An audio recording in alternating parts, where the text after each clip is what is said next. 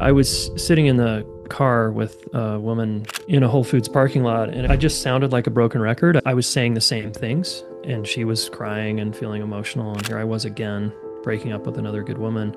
And I was just like, what is my problem? If you want love, you want to give love.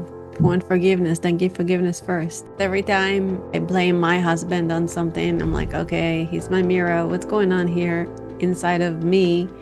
I don't want to see that I'm pushing away. If a man can get good at validating a woman's feelings, empathizing with her, and in no way making her wrong for how, quote, emotional she is, that's foreplay. It goes a long way. I tend to disagree that women are more sensitive. I think men are as sensitive. We just have a lot of social conditioning. We have coping strategies like shutting down and claiming we're fine, but deep down inside,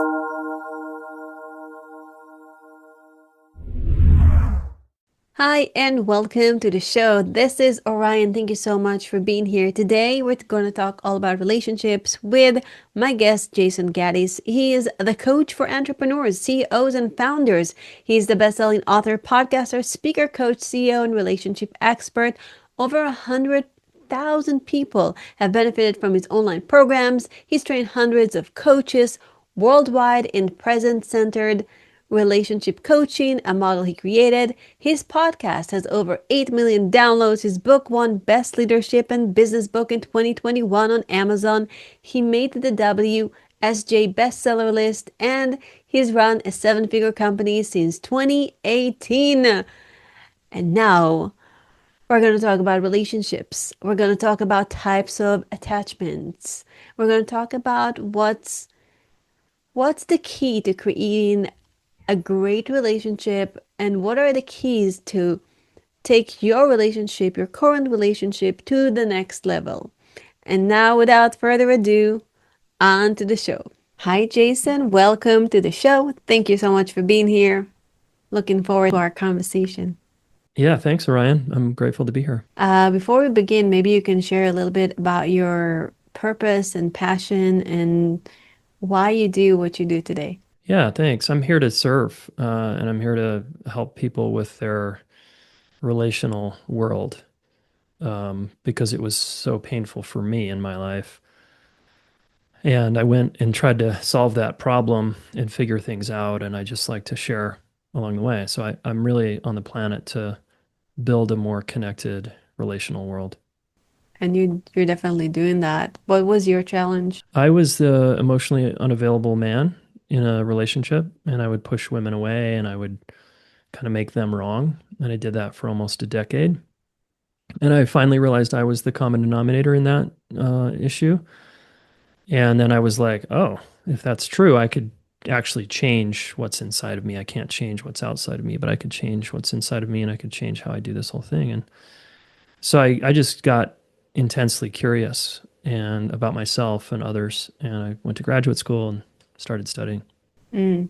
So what was the moment where you figured out, oh, yeah, I mean, it's been a decade, and then all of a sudden you're like, oh, wait a second, that's me. Because usually we cannot see our own fault. Yeah, I know, right? It's so hard. Yeah, I was sitting in the car with a woman that I was breaking up with, another breakup conversation in a Whole Foods parking lot, and I just sounded like a broken record. I sounded like I had been, I was saying the same things, and she was crying and feeling emotional, and here I was again breaking up with another good woman. And I was just like, what is my problem? Maybe I'm the problem. And I sort of had that thought, and I said it out loud. And of course she was like, do you think? And I was like, yeah, I think I think there's something going on with me. And I meant it this time. And I drove away from that breakup conversation feeling inspired, not because I dodged another hard conversation, but because I was onto myself. And how can you go from being blocked and not emotionally available to all of a sudden opening up? And what was your relational life looked since then?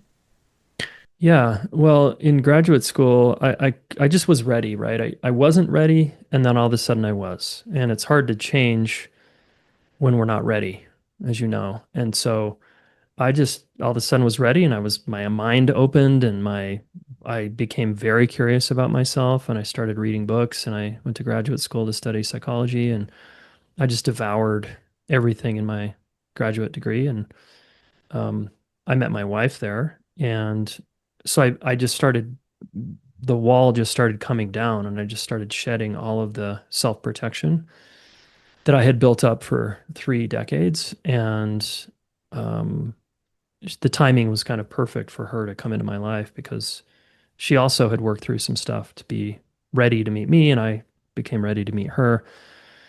And yeah, I joined a men's group. I started doing outside trainings in Gestalt therapy. I just wanted to understand everything I could, and so I began to cry and I began to emote and learn about what I was feeling, and became emotionally literate and started applying that in my relationships. And it was like I was alive for the first time. That's so beautiful. Um, can you share one special moment where you were so proud of yourself for being where you are in a relationship? Yeah, sure. Well, I broke up with my wife when we were dating twice because I went back into my pattern of being scared and kind of running away and shutting down. And I went on a month-long meditation retreat. And when I came back, and this was after we broke up the second time, when I came back, she had left the door just a little bit cracked open for a conversation, but she's like, I only want to talk to you if you want to talk about marriage, or I basically don't want to talk to you ever again. And I had done a powerful therapy session with a guy, one of my mentors, and sitting with myself for a month, finally kind of realizing again my problem and how I'm the issue. And I'm just terrified of intimacy. I just came back and owned all of this in a vulnerable way with my wife. And then within a couple of weeks, I asked her to marry me. Wow, that's amazing. And now look at you. You're helping the world with their relationship. What do you think is the most challenging thing for people when it comes to relationship? Activation and conflict. So whenever we get stressed between us, people just don't know what to do. And they want to avoid, they do their patterns of shutting down, running away, blaming, defending. Sounds like somebody I We're know just, personally. that's right. Yeah, we all do it. And it's understandable, especially given if we understand where we come from, our childhood and what we learned from our family and our parents and our siblings and caregivers. But if we keep applying the same techniques to get through hard things, we're going to probably fail or not. It's not going to work out. So we have to learn new ways of being in under stress with another person that we care about. And um, that's just a lot of people don't want to do that. They want it to be easy. They want the other person to change so they don't have to do anything. You know, this is human beings. Yeah, but when you change, the world around you change.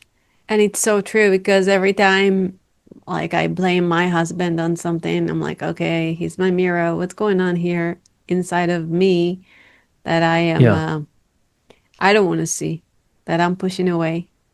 Hmm. Yeah. Um, And it's how long have you been married? 13 years, something like that. Oh, nice work. Yeah, exactly. Thanks. You're in it long enough to know how hard it can be at times, and it Mhm. takes real practice for a couple to be an awesome team. But how do you work through resentment? Because we had some, as in every relationship, we had some moments of conflict or moments where I feel like women get hurt and they hold on to it more than men. Hmm. Um, they hold on to resentment a little more. We're more sensitive, I think. And how do you heal and forgive things that are super painful? Because I have a tendency, like many other people, and it doesn't matter if they're men or women, to when there is a conflict, I can remind my husband of something that happened a decade ago. How do you get over that? Yeah. Well, first, I want to just say that I tend to disagree that women are more sensitive. I think men are as sensitive. We just have a lot of social conditioning that we mask on top of our sensitivity. So, and we have coping strategies like shutting down and claiming we're fine to make it look like it's not a big deal to us. Mm. But deep down inside, most men are hurting and they're sensitive and they are holding on to a resentment. They just they've trained themselves that it's easier if I just don't bring this up and I just stuff it and I'm fine. So regardless, I think it's a human thing. And to answer your question, there's two ways to get through a resentment. The first one is we have to change. If you just write a sentence out, like this is what I have people do in my courses, I say, okay, write down what you're resenting in a sentence. So I resent that my husband, um, had another relationship before me that he still kept the open loop and he kept talking to this woman while we were married for 5 years and I didn't know about it. Okay, so then you change that sentence to I expected my husband to not have this conversation going with this woman. So you change the word resentment for expectation, that you actually had an expectation that you didn't maybe talk about. Often it's not talked about, and the person's not meeting your expectation. And then you're going to be angry and hurt about that. Now, that's an obvious one where most couples would agree that's not okay in a marriage. But let's say it's, I expect you to not be angry ever. And I resent that you're angry. It's like, well, is that even a realistic, like, is this is where we have to challenge our expectations? Maybe it's not okay. Maybe the issue is the expectation, actually, not, some big resentment. So that's just one thing we can do to play with, are my expectations too high, too unrealistic? And was I not open and clear and transparent about my expectations? And then number two, whatever the resentment is, we have to dissolve it through seeing the benefits of whatever happened and the drawbacks if it didn't happen. That's a way to cognitively work on it. And then maybe a third way is that we actually talk about it and work through it, and we both feel deeply understood, so that we're now the charge around the resentment is aired. You've heard me, you felt me, you see me in it. And then there's a commitment to maybe a realistic behavior change. That's another way that we can work through a resentment. So how do we communicate our needs better? How do we even go and become aware of our expectations? I guess we're going to go through that exercise. I'm expecting, but how do we communicate this in a kind way? Because usually when there are expectations, even if we logically can see that, oh, I have this expectation from my partner, when it comes to communication, many emotions can rise. Yeah, totally. Yeah, I like to say we change the word need for want because people don't like the word need. It sounds needy and people don't like being needy. And it sometimes comes across as demanding or, like you said, not caring or Yeah. kind or respectful. Saying I want is sexier. It's sexier. Yeah, it's I just, hey, want my you to, desire. yeah. Yeah, it can be a little more, I don't know, just I think it's better if we stay with our desire. But knowing deep down, some of us do have non negotiable needs and we're clear about them.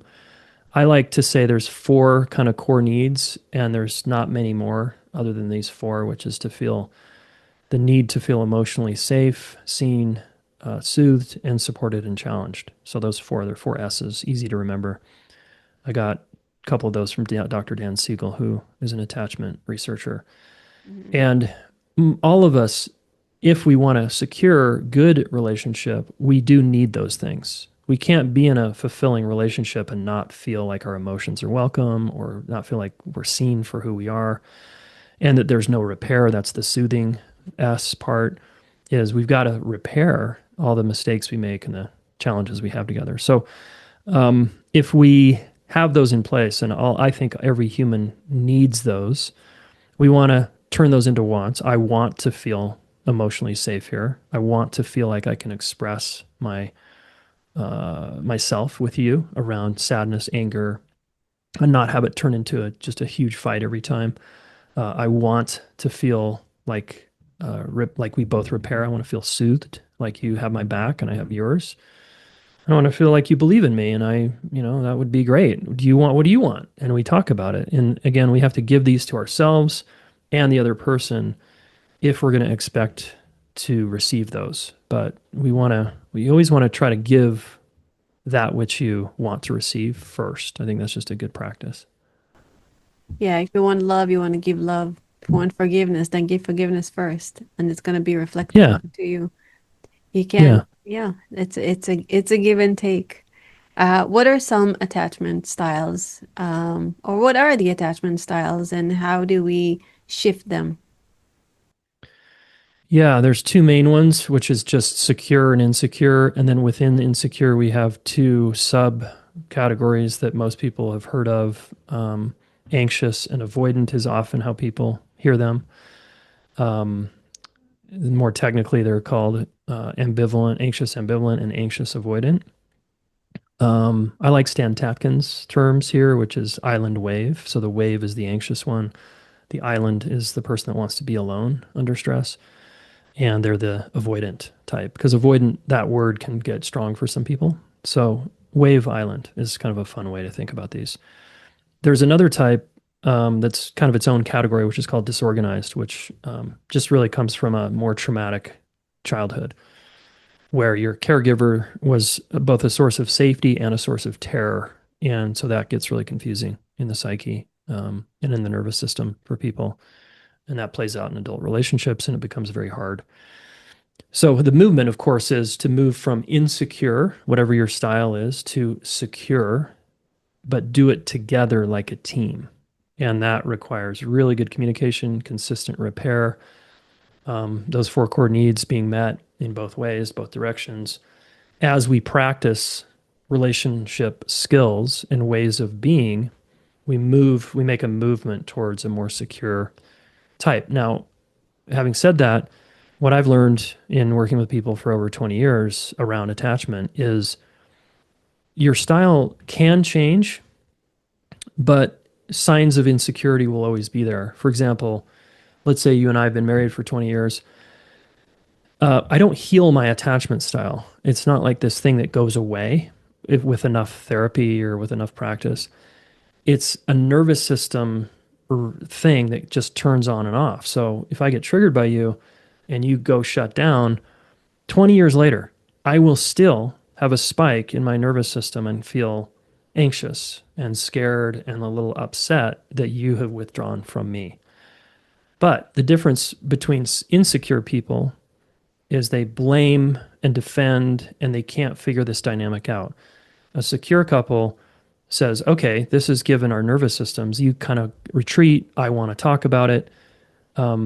Let's treat each other with respect and dignity and kindness, and let's get better and better at communication so that we can handle that undercurrent of our nervous systems and in a better way. And that's really the difference. Can you give me an example, a real life example of some of your students that went from one style to another, and how did they do that? What was the most helpful thing for them? Let me talk about two things there. I'll talk about myself and then I'll talk about our students. Myself is like prior to getting married, I was more on the avoidant spectrum. So under stress, my wife was more anxious, girlfriend at the time. She would pursue me and want to connect and talk. And I was like withdraw, retreat guy. The moment we got married, it was literally shifted overnight. I became the anxious one and she became the avoidant one. And that's how it's been since How can for that the last happen? 18 years. Well, because I mean, my theory, I don't really know, but my theory is we both had two parents, a mom and a dad. And my dad was more avoidant and my mom was more anxious. So I got both downloads, right, in my nervous system. Mm. So depending on the context and the dependency, the level of dependency, which I was more dependent on my mom. So that's the key feature about attachment relationships that's different from our friendships is we depend on this other person for like a lot for everything, especially in a marriage, especially with a family or money and all the things and emotional support. And so the attachment system turns on, and it turns on in a different way when my theory again is my mom was more. I had this weird dynamic with her where she would disappear on me, silent treatment, just shut down, and that was very upsetting to me as a little kid. And I tried to get the connection back a lot with her. So that was the more emotionally dependent relationship. And I just think that's what I committed to in a marriage, a more emotionally dependent relationship. Do you have kids now? Yeah, 16 and 14, a boy and a girl. Like when I feel like when you're a coach and you know all the right things, but then you're a parent and you do all the wrong things. Like I'm thinking about my little one. Like, wow, I'm Uh-huh. really screwing him up. I hope not. How old is your He's kid? 5.5. He's super. Love This that is the age. most formative years of his life, and then I have this Yeah. pressure of like, oh, and yeah, I have arguments with my husband, and sometimes he sees it. I'm like, oh gosh. And as you're talking as a male, I'm thinking about my son. I'm like, oh, he's gonna be attached, and then he's gonna get into a relationship, and then he's gonna get in trouble because he mirrored me when he was a child. And I go like, oh gosh, what am I Uh-huh. doing now? Yeah, I hear you. I mean, it's a tall order to be a parent and to do it well. And that's what's so great about parenting that I love is my kids keep me accountable to the kind of man and the kind of adult I want to be in the world. Right. I totally agree. I think I grew. I've done a lot of self-development. I've done bazillion seminars and traveled the world and did all this cool stuff. But what I'm learning the most, where I'm learning the most is from my son. Definitely holds me accountable, and I'm definitely a better person because of my son. So you started talking about you, and then you said you're gonna share Yeah, and the something about your students. students. Yes. Yeah, so what happens in our course, like almost everybody, all our courses really, I'm specifically talking about our 9 month course, our coaching certification program, where people come into that course and they have just had a string of insecure relationships where, they just got stuck in their patterns with their partner and they don't feel seen. They don't feel emotionally safe. They don't feel, um, like they have a good handle on the repair process for Soothe. And so they come and they start to practice with other students in the cohort, and they begin to feel more seen by their peers than they do in their own marriage. And they feel more supported there. And they do that for 9 months and get a ton of practice. And they really develop the capacity for really good listening. Meanwhile, their partner at home isn't really changing much, and they're really changing and growing and developing. And so they experience all this amazing, like secure, attached, felt, like feeling type relationships. They're like, wow, this is what it should feel like. And I say, yes, this is what it should feel like. And then they have to wrestle with what they're getting at home versus what they're getting in the course and the kind of new version of them that they want to see in their relationship. And it either brings the relationship at home closer together and they inspire their partner to be a better teammate, or it creates an end to the relationship, which is also fine. Wow.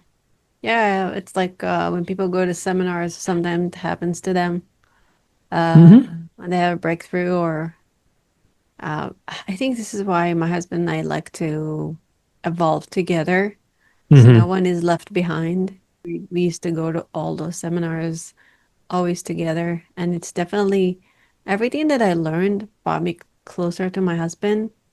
But actually, Kabbalah, studying Kabbalah, Oh wow. Yeah. was like the principle of Kabbalah were freaking amazing for our relationship. Oh, that's Because so all those cool. arguments are all about ego, Yeah. and that They're just really, ego. really brought us together.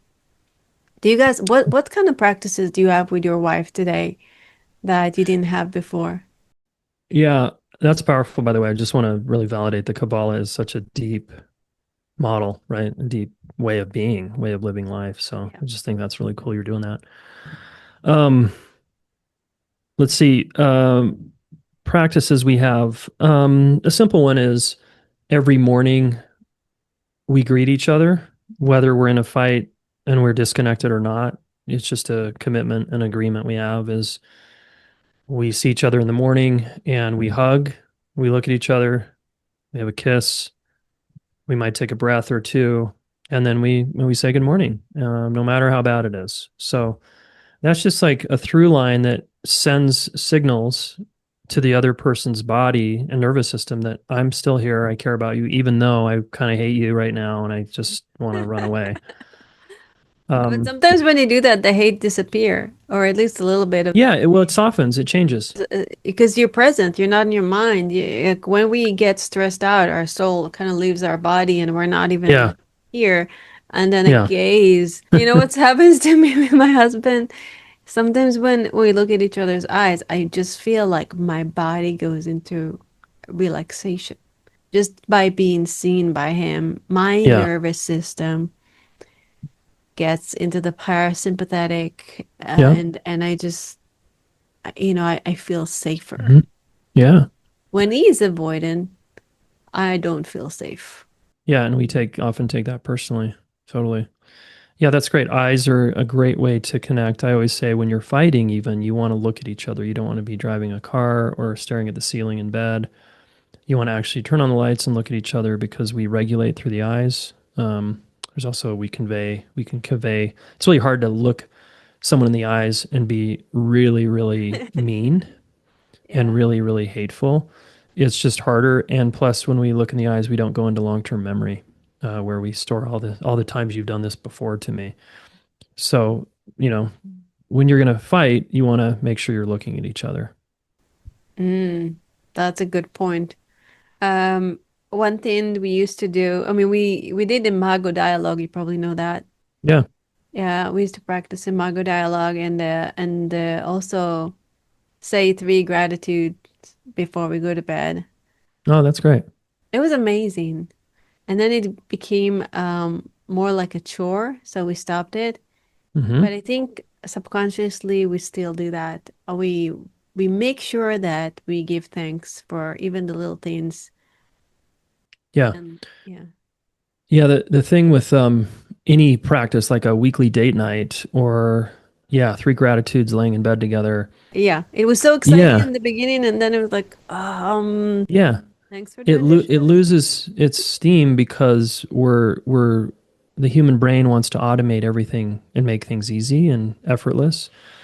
So we don't have to think about it, and then we don't have to even be present. We can just do the activity without actually being there.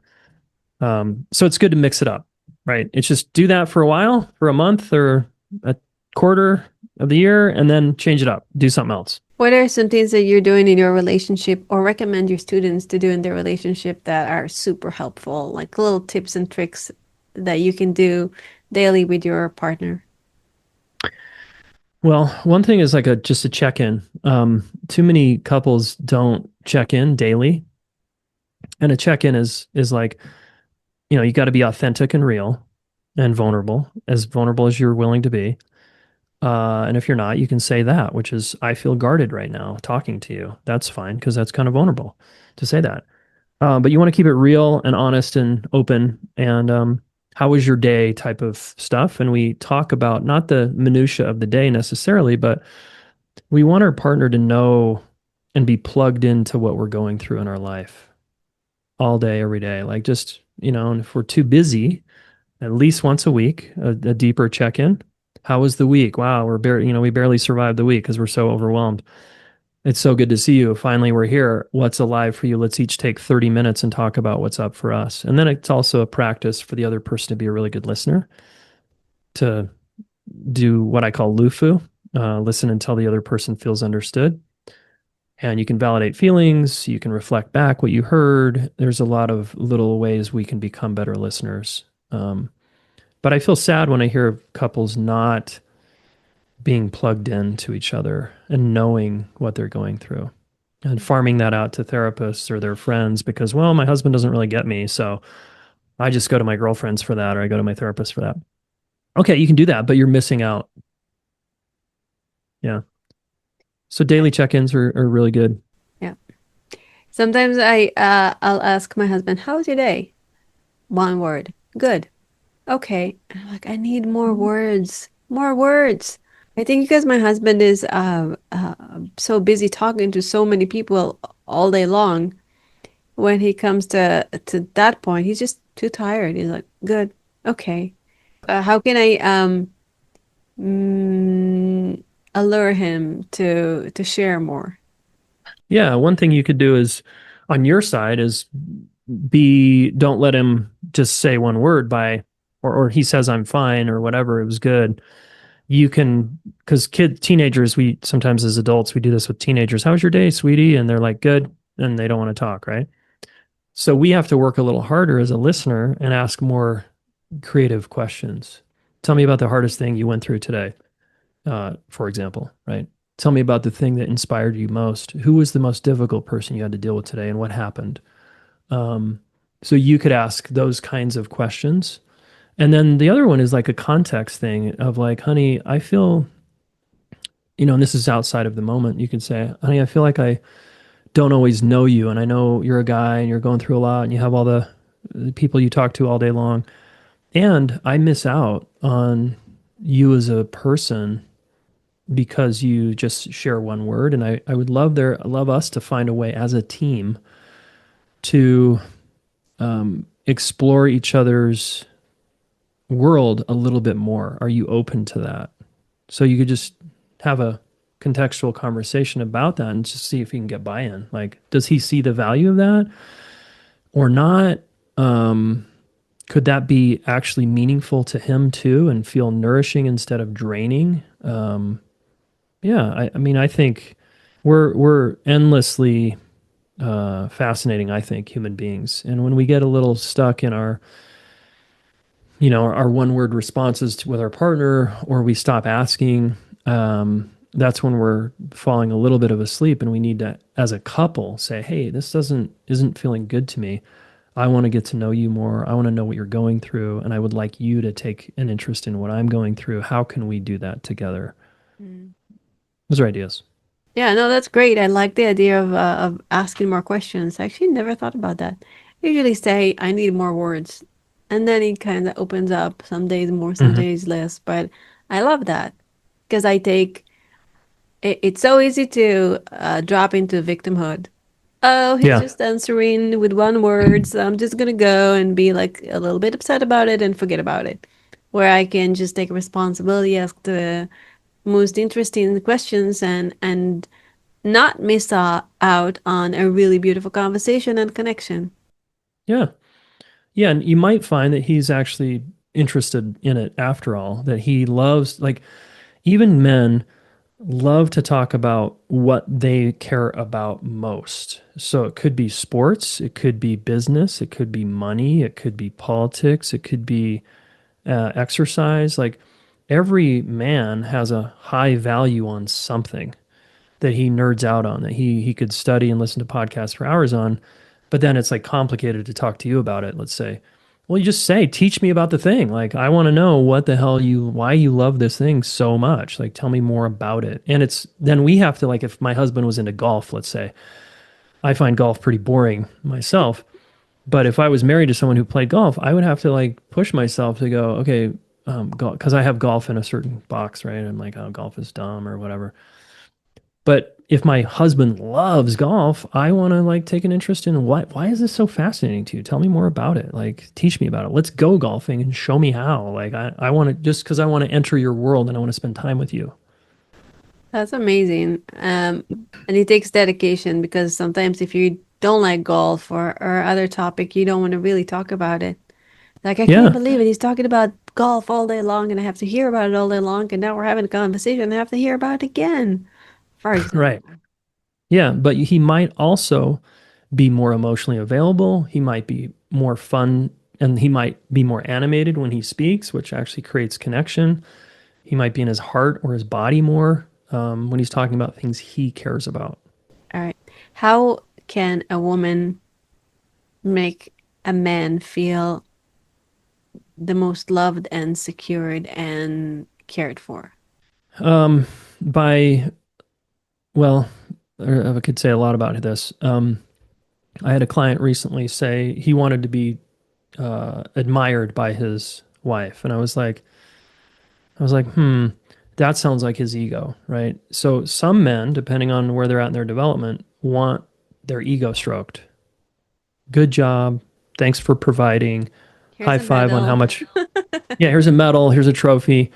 But even those guys, they just don't know it. They're not aware of this. But underneath that, They want to be acknowledged for their being, not what they're doing. Mm. And to acknowledge a man's being is truly nourishing, and it's going to feed him in a way that praise cannot touch. Because praise is what you do. I praise you, the action and all the things you do, honey. And again, the male ego loves that, but a deeper man doesn't want to. He doesn't give a shit about praise. He cares about being known and seen for who he is and what he's wrestling with, and just his beingness.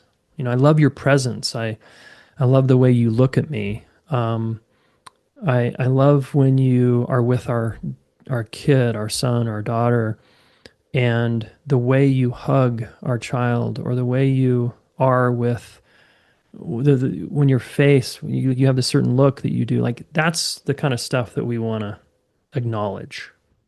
That's so beautiful. Wow, just by hearing you saying that, I felt so happy. Hmm. I guess it goes for when a man praises a woman. Is it the same? I think so. I mean, some people are like, men want to be respected, women want to be loved, and there's all these memes on Instagram about all this. At the end of the day, to me, it's all bullshit. What we all want is to feel just cared for and accepted for who we are in our beingness. Mhm. And I do think women do tend to be more appreciated when we're not making them wrong for their emotions. If a man Yes. can get good at like validating a woman's feelings, empathizing with her, and in no way making her wrong for how, quote, emotional she is, that's foreplay, and it goes a long way. It's like, it's attractive. It's like, thank you. I don't have to just go to my therapist or my girlfriends to bring my heart and my pain and my joy, because so many women are like, you can't handle me. You can't handle my feelings. And that sucks. That feels really lonely, to be in a marriage where your husband can't handle your feelings. And I think that's, and I think men need to step up here and get better at learning how to be with a woman's heart and her pain and her joy. Yeah, I think also men need to understand that our emotions are what makes us who we are.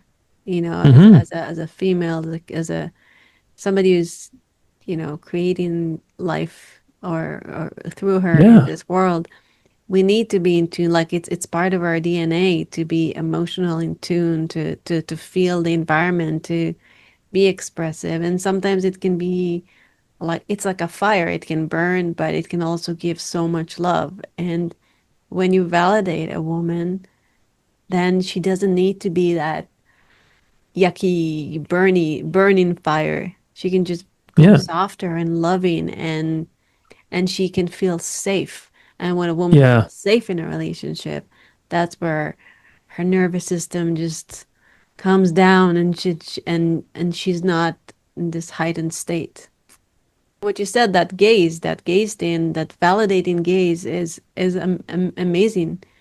A man doesn't have to say much. If he's just there and present and he's just gazing, Yeah. like the woman who has so much emotion is usually extremely sensitive, can sense it, and only that presence and that gaze can make her, um, go back to love.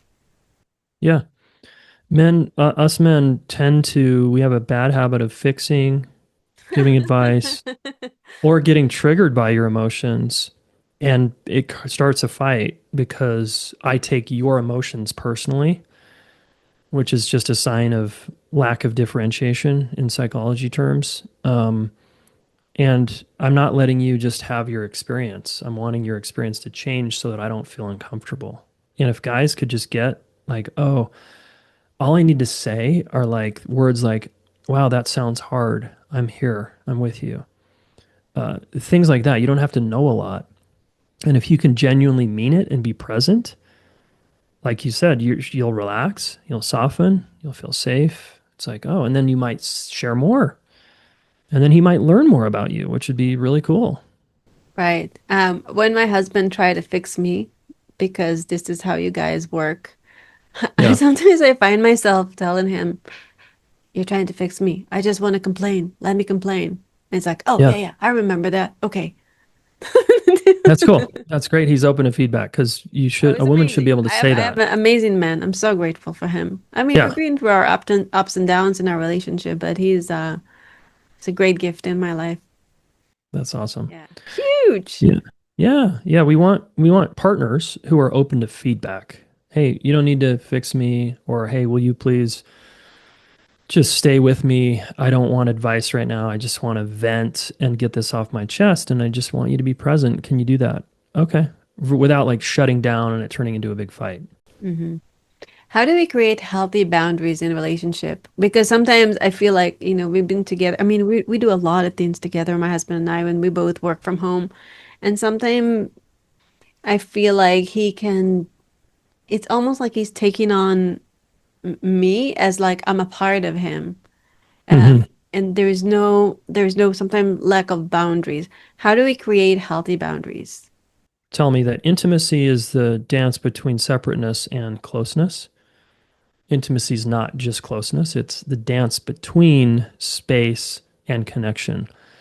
And I think if people can reframe intimacy that way, they would learn over time that taking time alone or time away from our relationship actually generates intimacy. It actually helps the relationship. It's Mm. like giving it some oxygen, giving it some room to breathe.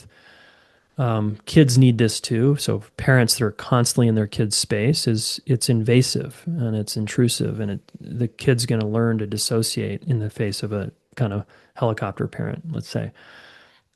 So we want to give our kids space, we want to give our partner space, and we want to take space. And that's the boundary we have to set. Is like, hey, I know it's Friday night. We normally hang out and see a movie or we go on a walk or whatever. And tonight or tomorrow night, say advance notice is always helpful. I'd like to be alone. I want to go hang out with the guys. I just want to watch a movie by myself. I just need to like not be around you or people, and it's not personal. It's not because I don't love you. Of course, I love you. I just am feeling overwhelmed, and I would love some time alone to check out, to check in, to whatever. So we can co-agree that that's okay and welcome in our relationship. That's it. I've never thought about actually asking to be alone at home. I always felt like I have to leave the house to be alone. It's interesting.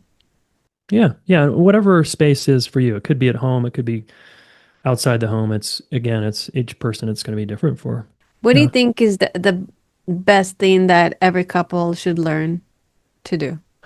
Have fun, of course. And if the fun factor is not happening in your relationship, it's because you probably aren't dealing with the most important things, the challenges.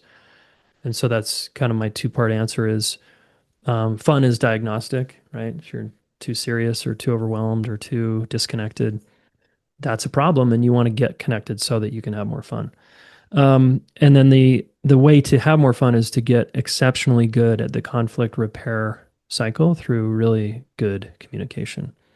So that means we, as a couple, as a team, can repair any snag that we get into between us. We're just that solid, and that frees us up. It frees up our resources internally to go play and to do interesting things, to go on adventures, to co-create together. So too many couples don't know how to do that, and then they're walking around kind of like with an injury in their relationship, and they're like limping as a couple.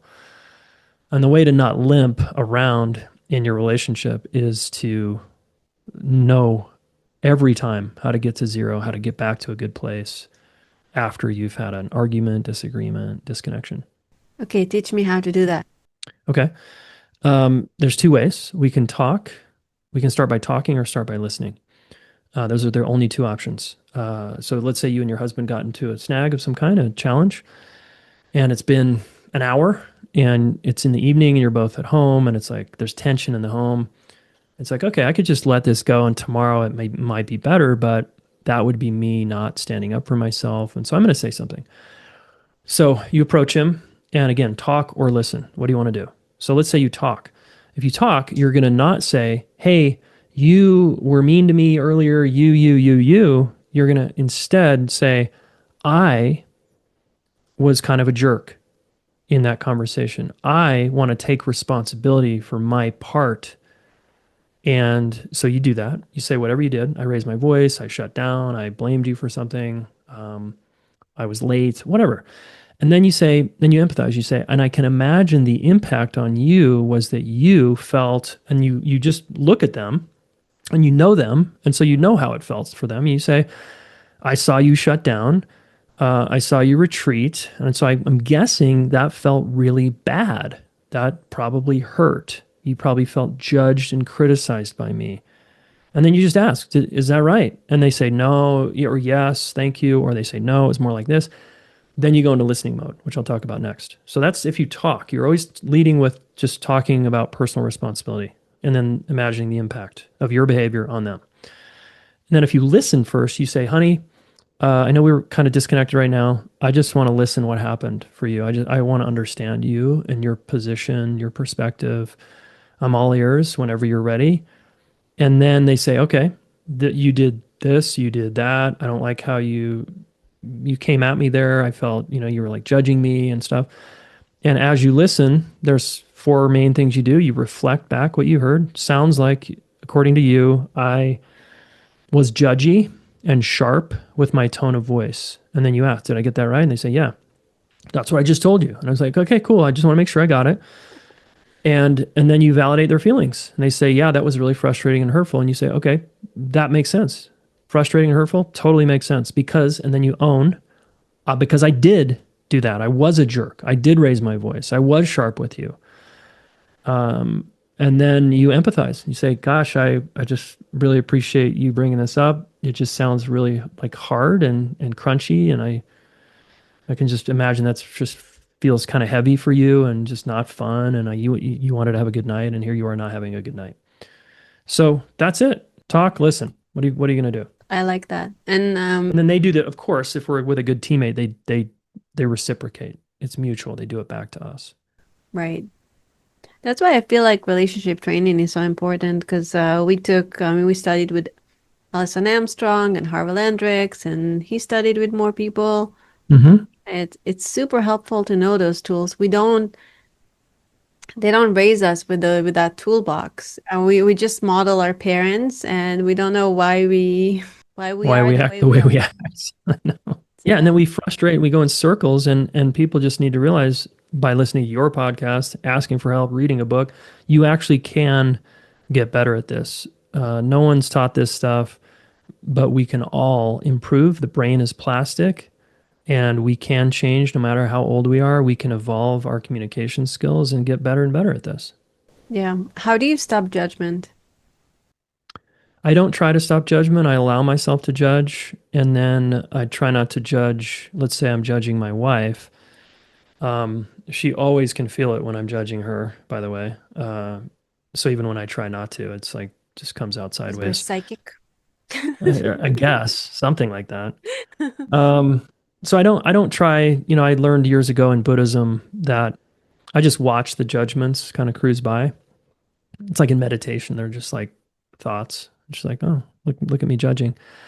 Mhm. I get really judgmental sometimes, depending on the context and content, right? And I allow myself to judge away. But in my high stakes relationships, the relationships that are most important to me, I try to get underneath the judgment and be like, why is this so activating for me? Why am I so bothered by this person and their behavior?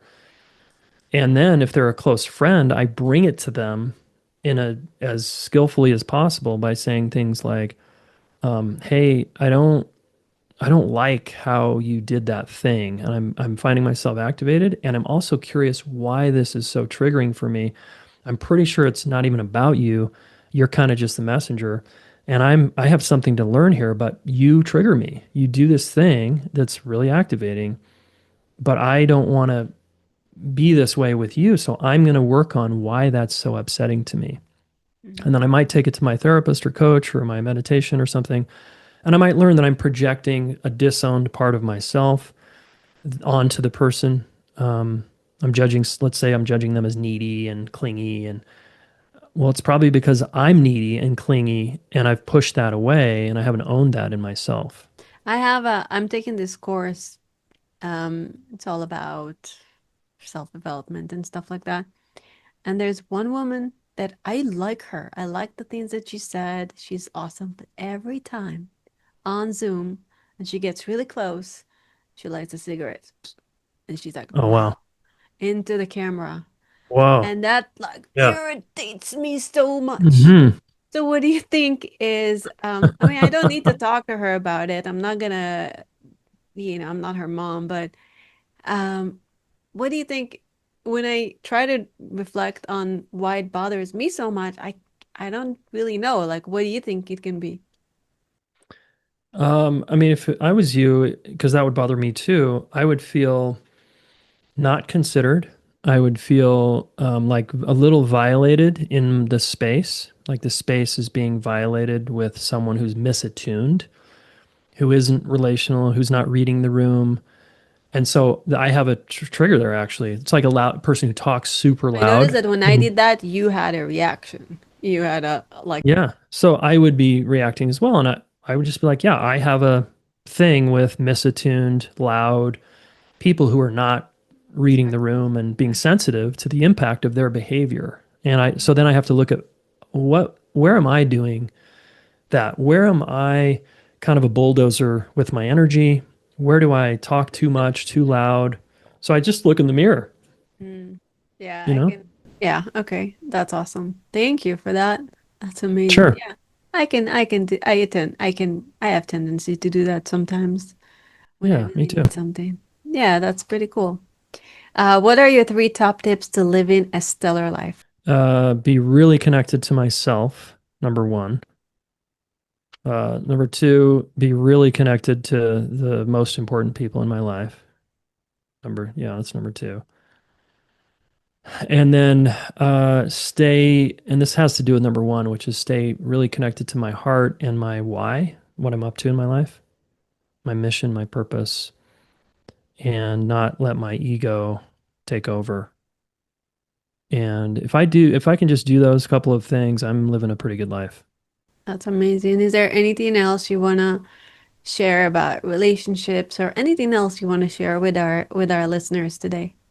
Yeah, I'd say we're living in a pretty divided world, right? If we look around, that's what it looks like to me. And I see a lot of carnage and pain and disconnection out there. And so the antidote to that, to me, is to get connected, to be relational, to put on our relational hats and say, huh, I wonder what it would look like if we tried to solve this problem together instead of against each other. And it starts with me and myself and I in the mirror. And then I take it to my next relationship, my wife, and then my kids in my home. How can I be more relational at home and be more considerate of the impact of my behavior on the people closest to me? And then if I can take that to the next circle out to my community or work or wherever, perhaps we'll develop a bigger, more relational world and we'll solve some cool problems together. So I just think it starts with us, right? It starts at home. And I just challenge people to ask, am I being that relational leader? And if not, can I go get the tools and the skills to do so? Because I think that's what we need. Amazing. And where can people go to get the tools and the skills that you are teaching?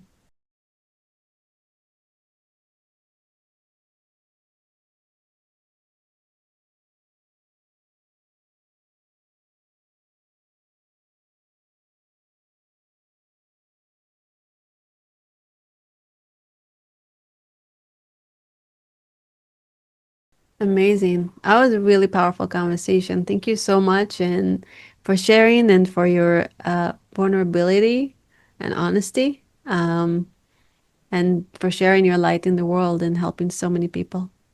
Yeah, you're welcome. Thank you, Orion, for being such a curious, caring person. No, thank you. And thank you, listeners. Remember to connect to self, connect to your loved ones, connect to your heart, your mission, your purpose, and have a stellar life. This is Orion. Till next time.